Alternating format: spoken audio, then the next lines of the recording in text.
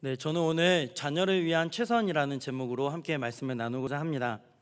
지금 여기 학생들도 좀 몇 명 보이고 청년들도 있는데요. 우리 성도님들도 아마 경험해 보셨을 법한 일입니다. 학창 시절에 수업을 듣던 중에 선생님으로부터 어떤 이야기를 들을 때 가장 좀 뭔가 설레이고 좋으셨나요? 네, 네가 최고야. 예. 네, 그러면 너무 좋죠. 그 이야기 들으면 너무 좋죠. 저는 제가 질문을 해보지는 않았는데 친구들이 이 질문을 많이 했던 적이 있습니다. 선생님 첫사랑 이야기 들려주세요.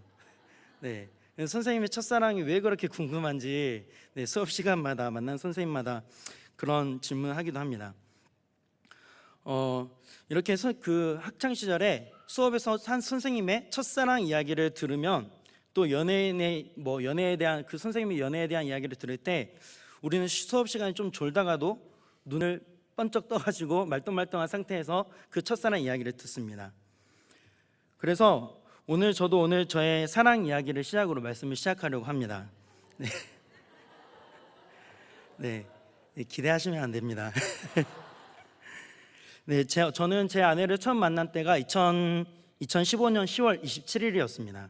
저는 전라도 광주와 목포에서 사역을 하고 있었던 전라도 청년이었고 아내는 부산에서 살고 있던 경상도 사람이었습니다.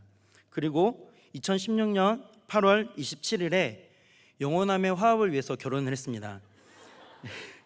자차로 3시간 그리고 버스로 4시간 정도 걸리는 참 긴 장거리 연애를 했는데요.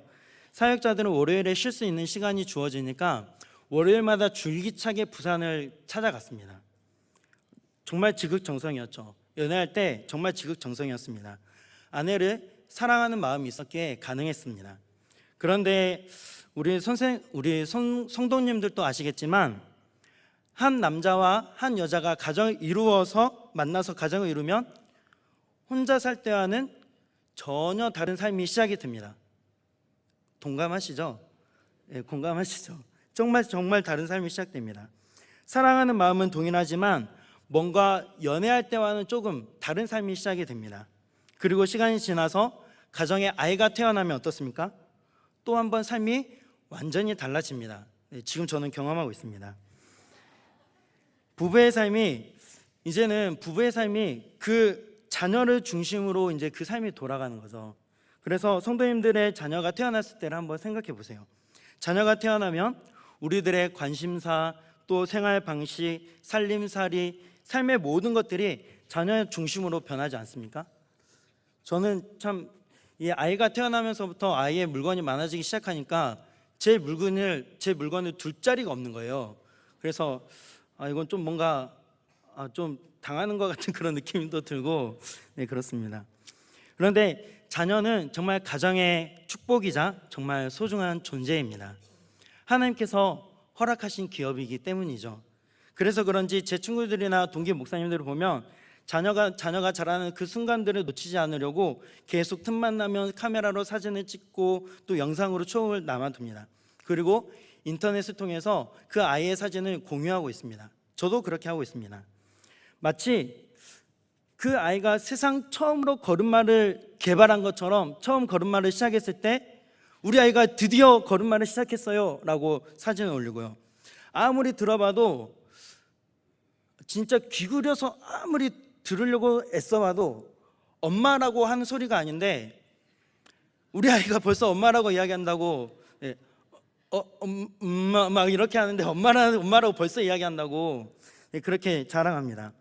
이게 아마 부모의 마음이 아닌가 싶습니다.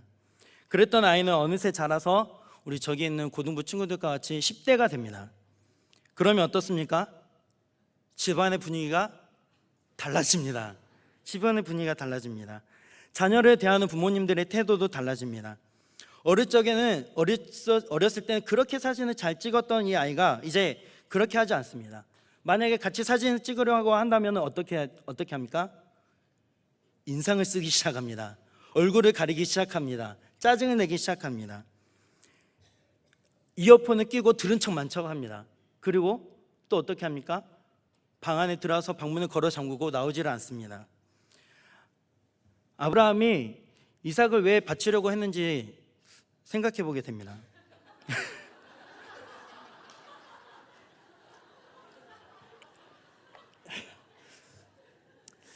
네, 어쨌든 부모의 인생에 있어서 아이들은 정말 중요합니다. 네, 정말 중요하죠. 부모의 삶이 자녀를 중심으로 돌아가는 것은 당연하고 즐거운 일인데요. 하지만 한 가지 정해야 될 것이 있습니다. 자녀를 중심으로 돌아가는 그 인생에서 기준을 정하고 한계를 정해야 한다는 겁니다. 자녀를 중심으로 돌아가는 인생에서 우리가 기준을 정하지 않으면, 그 한계를 정하지 않으면 자녀가 가정의 최우선이 될 수 있기 때문입니다. 오늘날 많은 부모님들이 자녀를 위해서 살아갑니다.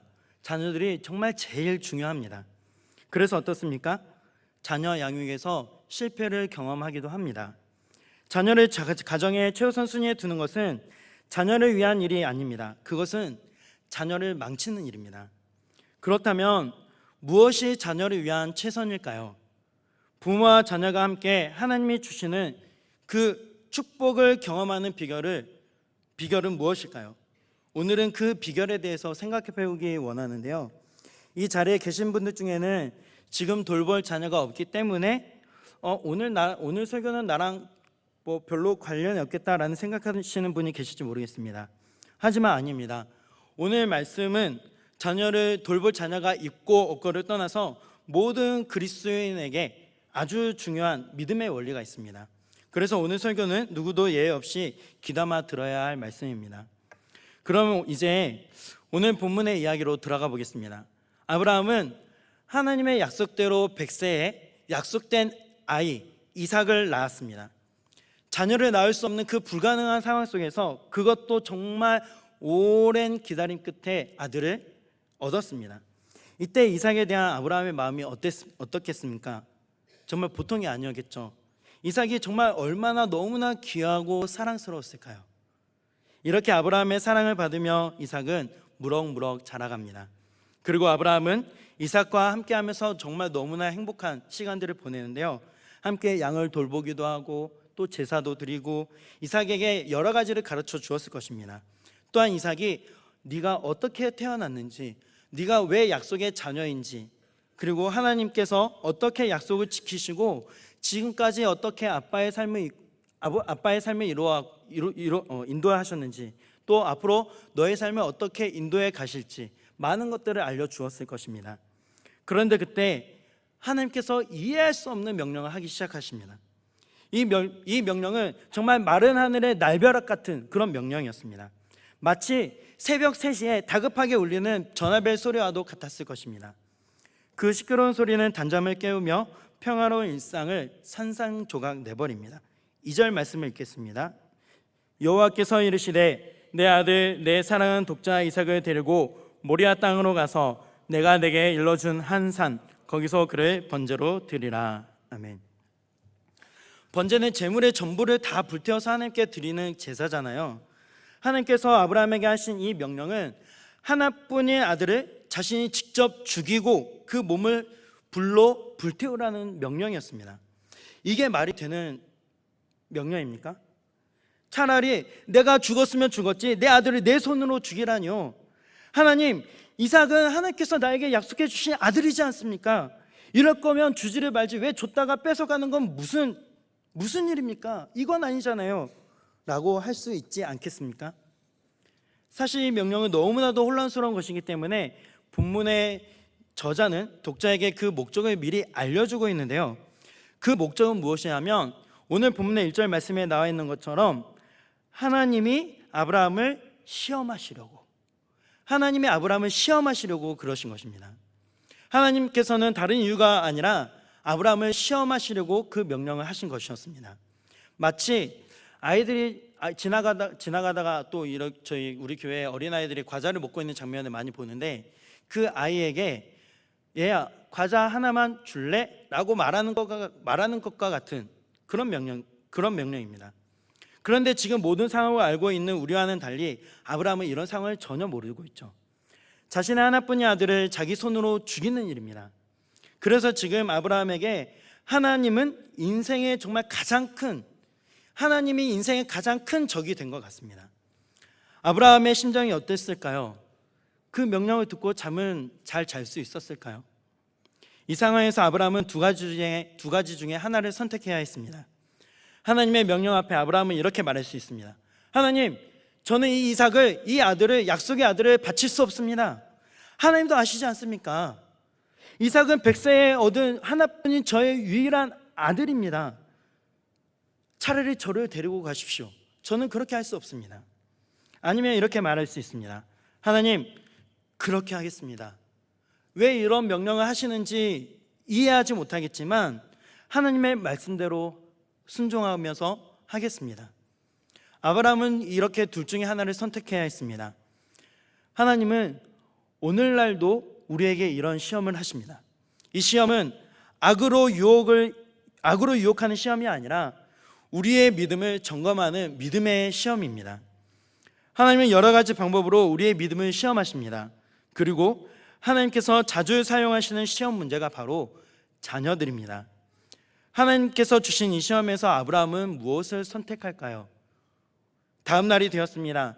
아브라함은 아침 일찍 일어납니다. 그리고 여행 떠날 채비를 했는데 두 종과 이삭을 데리고 번제에 쓸 나무를 준비합니다.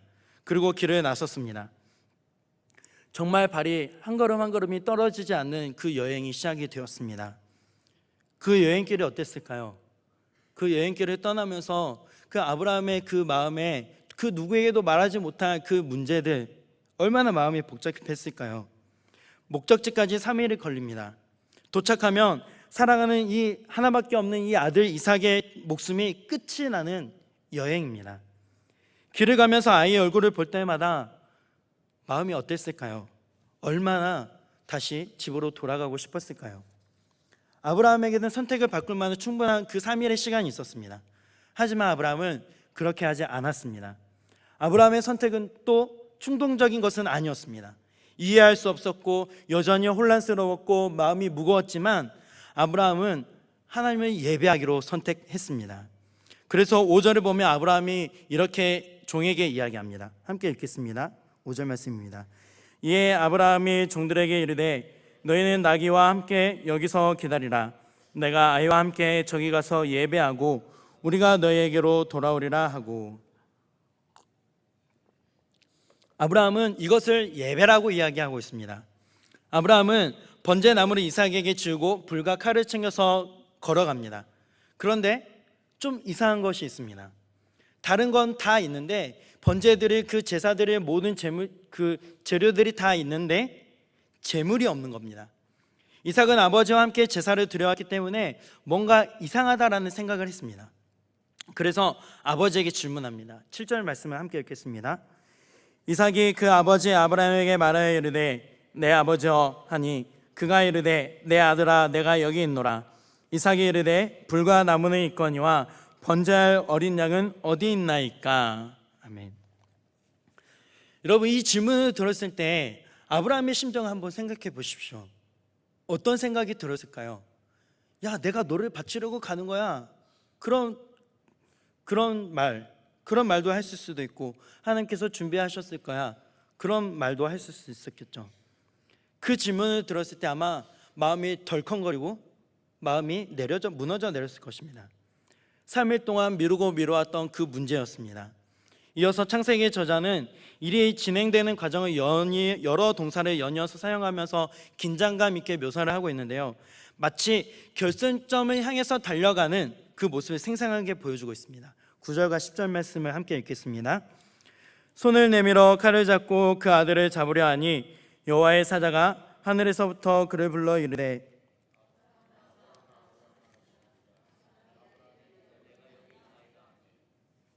네, 9절과 10절인데 제가 잘못 읽었습니다. 네, 9절 말씀부터 보면 하나님이 그에게 일러주신 곳에 이른지라 이 아브라함이 그곳에 제단을 쌓고 나무를 버려놓고 그의 아들 이삭을 결박하여 제단 나무 위에 놓고 손을 내밀어 칼을 잡고 그 아들을 잡으려 하니. 아브라함은 주저하지 않았습니다. 머뭇거리지 않았습니다. 자신이 할 일을 계속해서 진행해 나아갔습니다. 아브라함은 그곳에 이르렀고 제단을 쌓았고 나무를 놓았고 이삭을 나무 위에 놓았고 칼을 잡았고 아들을 죽이려고 합니다. 아브라함은 계속해서 그 끝을 향해서 계속해서 달려가고 있었습니다. 흔히 우리가 하는 것처럼 뭔가 꾸물거리거나 멍하니 생각에 잠깐 잠겨 있거나 딴청을 피우지 않았습니다. 혹시나 하고 주변을 둘러보거나 또 괜히 길게 기도하면서 그 시간을 끌지 않았습니다. 이삭의 귀에 대고 이삭아, 아빠를 밀고 다 도망가, 어서 도망가, 그렇게 이야기하지도 않았습니다. 아브라함은 단호하게 아들을 향해서 날카로운 칼을 들이댔고 그 예리한 칼날이 그 이삭의 목에 깊이 박히려고 할 때 천사가 나타나서 아브라함을 급하게 부릅니다. 아브라함아, 아브라함아. 하나님이 개입하셔서 아브라함을 그 아들 이삭을 바치려고 하는 것을 멈추게 하셨습니다. 12절 말씀을 같이 함께 읽겠습니다. 사자가 이르시되 그 아이에게 내 손을 대지 말라, 그에게 아무 일도 하지 말라. 내가 내 아들 독자까지도 내게 아끼지 아니하였으니 내가 이제야 내가 하나님을 경외하는 줄 아노라. 아멘. 할렐루야. 아브라함은 하나님의 시험을 통과했습니다. 내가 이제야 여호와 하나님을 경외하는 줄을 내가 알았다. 네가 하나님을 얼마나 경외하는 줄을 이제 내가 알았다. 아브라함은 자녀보다 하나님을 더 귀하게 여겼습니다.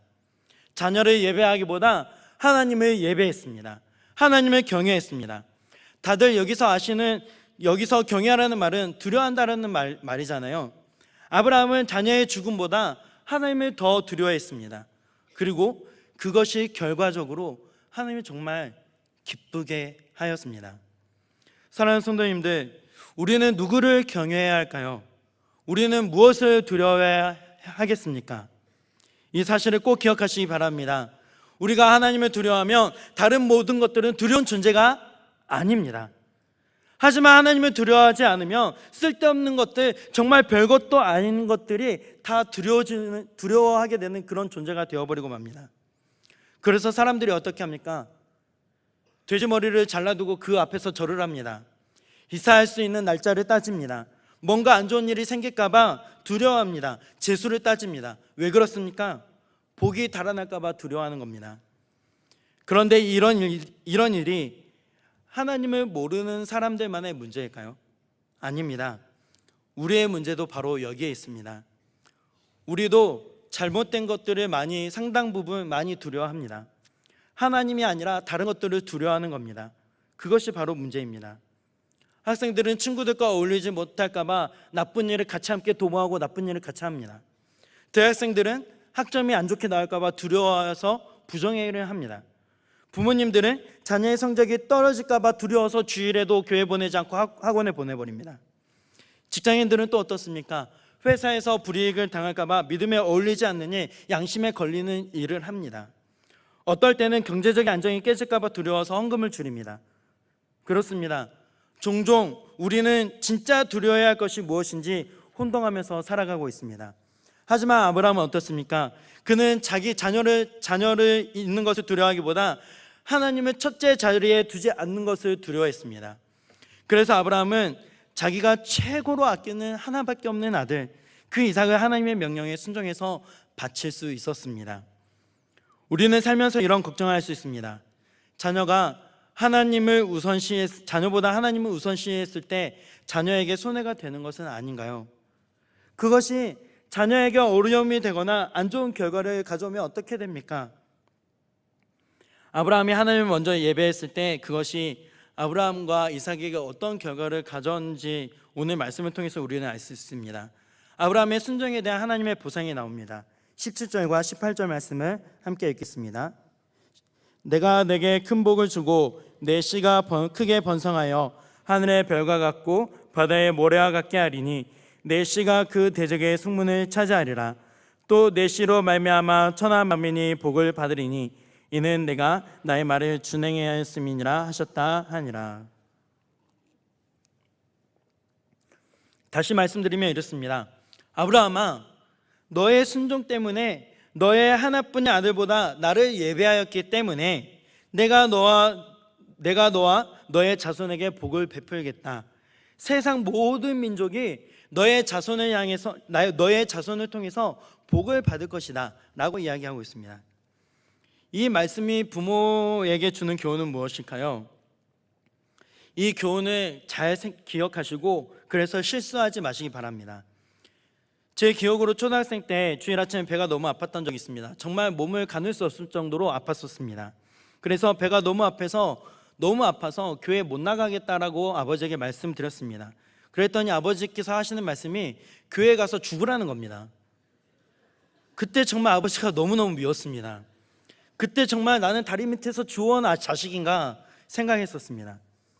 그런데요, 지금은 그 아버지께 감사한 마음이 너무 큽니다.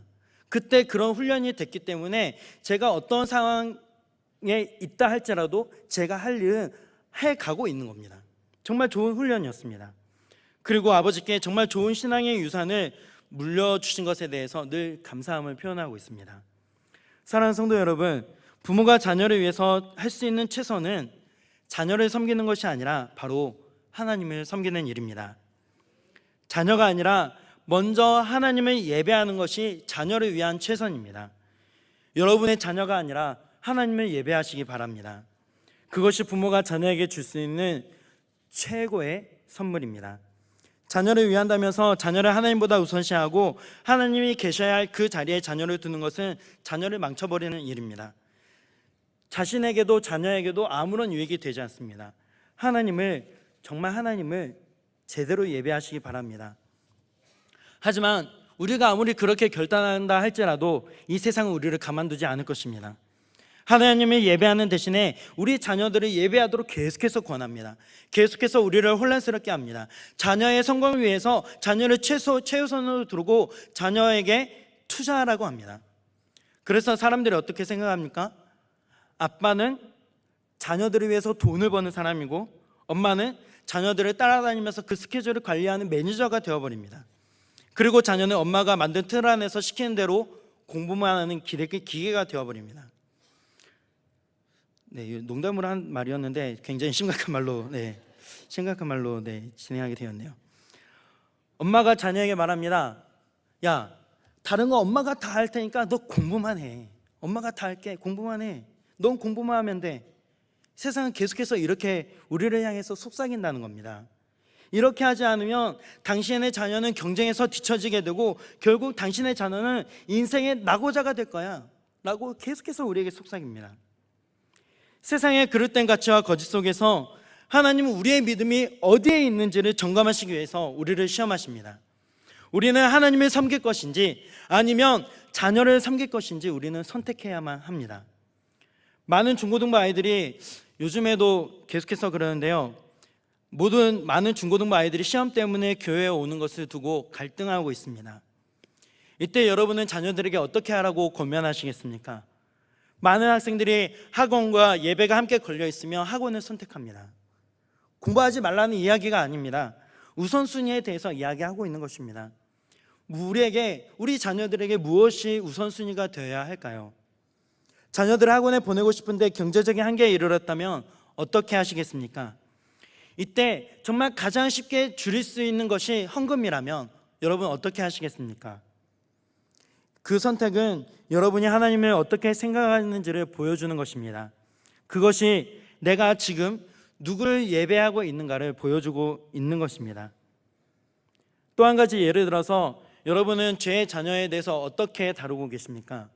혹시 자녀가 하나님의 말씀을 어기고 있는 것을 알면서도 그것을 다루는 게 귀찮아서 혹은 아이의 마음이 상하게 될까봐 혹은 내가 너무 바빠서 아무런 조치를 취하지 않고 그냥 넘어가지는 않으십니까? 그냥 고개를 돌려버리고 계시지는 않으십니까?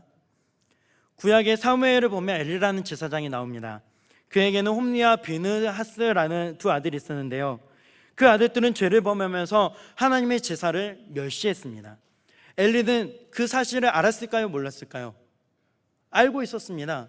아주 그 누구보다 너무나도 자세하게 상세하게 잘 알고 있었습니다. 하지만 그는 그 자녀들의 죄를 제대로 다루지 않았습니다. 왜 그랬을까요? 그 이유는 엘리가 자녀를 하나님보다 더 깊이 생각했기 때문입니다. 자녀들의 마음이 홈리와 비느하스가 마음이 상할까봐 그것이 두려웠습니다. 하나님께서 엘리에게 말씀하십니다. 사무엘상 2장 29절과 30절 말씀입니다. 너희는 어찌하여 내가 내 처소에서 명령한 내 재물과 예물을 밟으며 내 아들들을 나보다 더 중히 여겨 내 백성 이스라엘이 드리는 가장 좋은 것으로 너희들을 살찌게 하느냐? 그러므로 이스라엘 하나님 나 여호와가 말하노라. 내가 전에 내 집과 내 조상의 집이 내 앞에 영원히 행하리라 하였으나 이제 나 여호와가 말하노니 결단코 그렇게 하지 아니하리라. 나를 존중히 여기는 자를 내가 존중히 여기고 나를 멸시하는 자를 내가 경멸하리라. 결국 엘리의 아들들은 비참하게 죽었고 엘리의 집안은 몰락해버리고 말았습니다.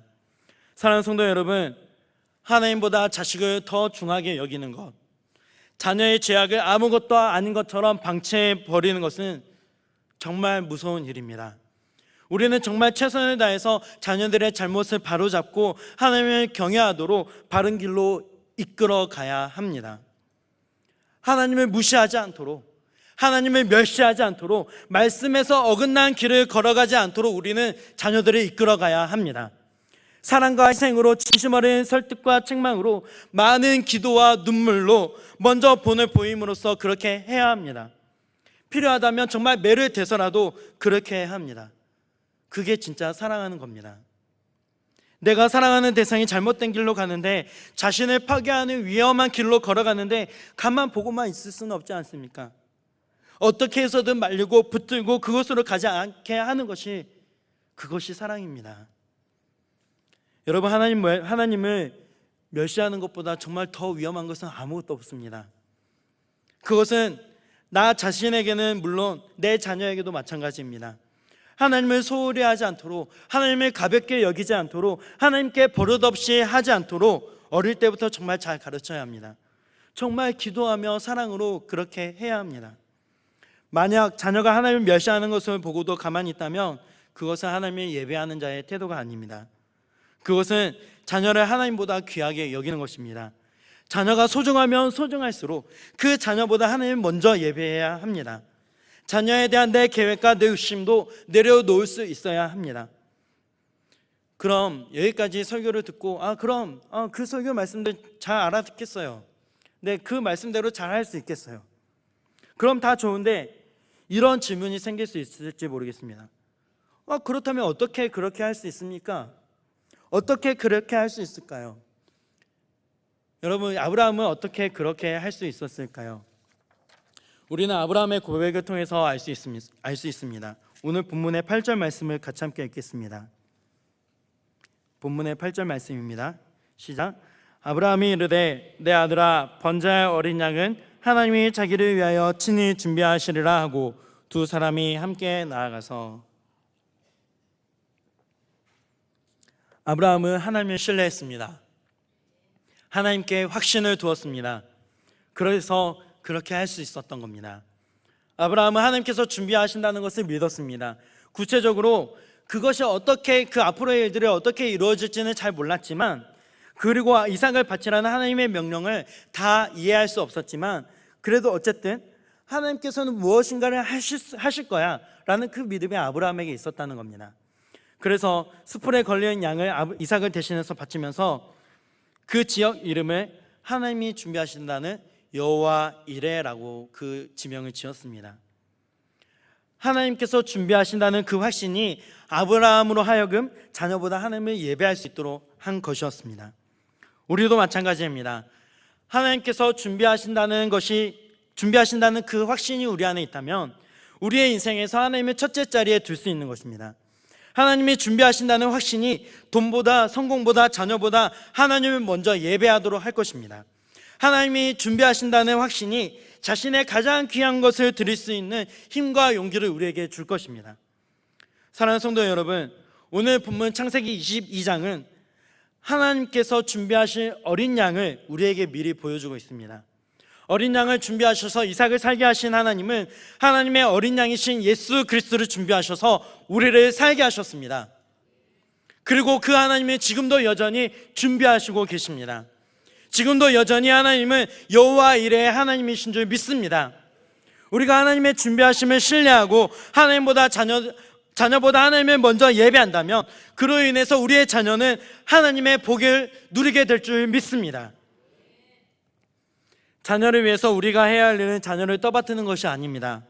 하나님을 뒤로하고 자녀를 우상처럼 섬기는 일이 아닙니다. 모든 응석을 받아주면서 자녀의 죄를 용납하고 자녀가 해야 할 일을 대신 해주는 것이 아닙니다.